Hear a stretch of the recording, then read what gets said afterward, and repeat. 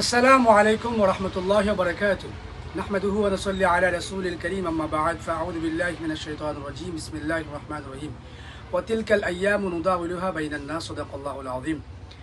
আলহামদুলিল্লাহ, আল্লাহ সুবহানাহু ওয়া তাআলার দরবারে শুকরিয়া আদায় করছি যে মহান রব্বুল আলামিন আপনাকে আমাকে মৌলভীবাজার জেলার সদর উপজেলার শমশেরগঞ্জ নিউজ পোর্টাল থেকে আমরা যারা দেখছি সবাইকে আন্তরিক শুভেচ্ছা মোবারকবাদ জানাচ্ছি। আজ জুলাই মাস চলমান, 2 বছর হয়ে গেল আমাদের দেশের নব স্বাধীনতা। 24-এর গণ অভ্যুত্থানের মাধ্যমে এই বাংলাদেশের মানুষ স্বৈরাচারের পতন ঘটিয়েছিল, একটি নতুন কাঙ্ক্ষিত বাংলাদেশের স্বপ্ন দেখেছিল। তার মাধ্যমে 2000-এর উপরে এদেশের ছাত্র জনতা, সাধারণ জনতা এবং আলেম জনতা শাহাদাত বরণ করেন। এই 2000 মানুষের সাথে হাজারো হাজারো পরিবারের সম্পৃক্ততা, হাজারো সমাজের সম্পৃক্ততা। আল্লাহ রাব্বুল আলামিন তাদেরকে শহীদি দরজা হিসাবে বুলন্দ করুন। জুলাই মাস একটা প্রেরণার মাস, 24-এর গণ অভ্যুত্থান, 17 বছরের স্বৈরাচার পতনের মাস। এটা মূলত আল্লাহ তাআলার পক্ষ থেকে একটা জুলুমের অবসান হয়েছিল। সেই সময় আমরা দেখার সুযোগ হয়েছে রাজপথ থেকে এবং দূর থেকে, কাছ থেকে, এবং জুলাই যোদ্ধাদের সাথে কিছু সম্পৃক্ততা থাকার সুযোগ হয়েছে।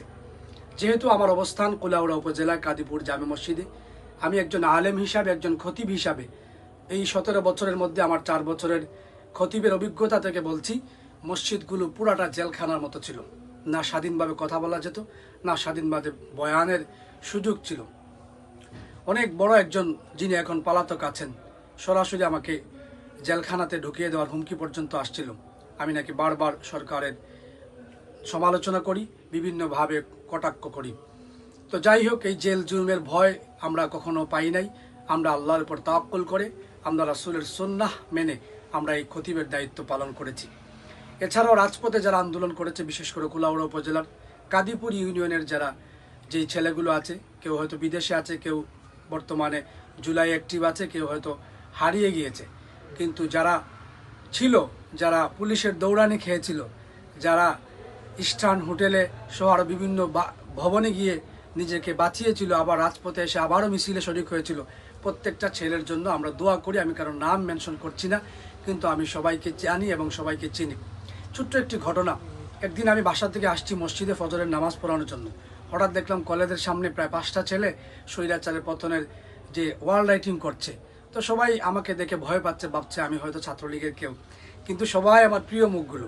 কেউ কেউ চলে গেছে বাহিরে, কেউ এখনো দেশে আছে, কিন্তু কেউই জুলাইয়ের ক্রেডিটে প্রস্তুত নয়, বরং সবাই ভদ্র এবং ভালো ছেলে হিসাবে তারা এখনো দেশপ্রেমিক হিসাবে আছে। তো এইভাবে প্রত্যেকটা মানুষের জুলাই অবদান আছে।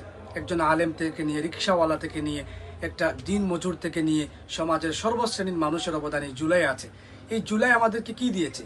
এই জুলাই আমাদেরকে এটাই বুঝিয়েছে যে ওয়াতিলকাল আইয়ামু নুদাউলুহা বাইনান নাস, যে মানুষের অবস্থা পালাক্রমে পরিবর্তন হয়ে যায়।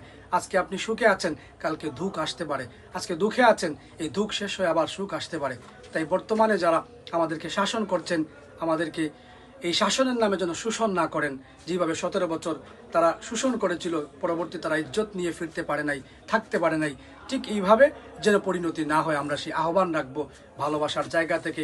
আমাদের মসজিদগুলো, প্রায় 4 লক্ষের মতো মসজিদ বাংলাদেশে আছে, প্রত্যেকটা মসজিদের মিম্বরকে যেন স্বাধীন করে দেওয়া হয়, প্রত্যেকটা প্রতিষ্ঠানকে যেন দলীয়করণ না করা হয়। এখনও দুঃখের সাথে জানাচ্ছি, খুব পরিচিত কিছু মসজিদ ষড়যন্ত্রভাবে তাদেরকে সরানো হচ্ছে রাজনীতির প্রতিহিংসার মাধ্যমে। এটা জুলাইয়ের অবদান নয়। জুলাইয়ের সংবিধান ছিল, মানুষ যেন সংস্কার চায়। এই 72-এর সংবিধানের যে ভুল ত্রুটি আছে, এগুলো পরিবর্তন হয়ে যে 24-এর গণ অভ্যুত্থানকে মানুষ যেন সাপোর্ট করে। এই জুলাই জাদুঘরের মাধ্যমে যেভাবে সকল স্মৃতিগুলো উন্মুক্তভাবে গোটা দেশবাসীকে জানানো হয়েছে যে আগামী 100 বছর পরেও তারা যেন বুঝতে পারে, আমরা যেভাবে জাতীয় জাদুঘর শাহবাগে যেভাবে আমরা হাজারো ঐতিহ্য দেখতে পাই, ঠিক ওইভাবে আমরা 24-এর ঐতিহ্যগুলো, 24-এর কষ্টগুলো আমরা দেখতে পাবো। কিন্তু এই দেখার দ্বারা আমরা মনে করি না যে আমরা পূর্ণতা পাবো, সফলতা পাবো, বরং আমরা মনে করি আমাদের সর্বশ্রেণীর মানুষদের মধ্যে ব্যক্তি স্বাধীনতা, পারিবারিক স্বাধীনতা, সামাজিক স্বাধীনতা, সবগুলোর মধ্যে ইনসাফ এবং ন্যায়ের দৃষ্টান্ত যেন আমরা দেখতে পাই।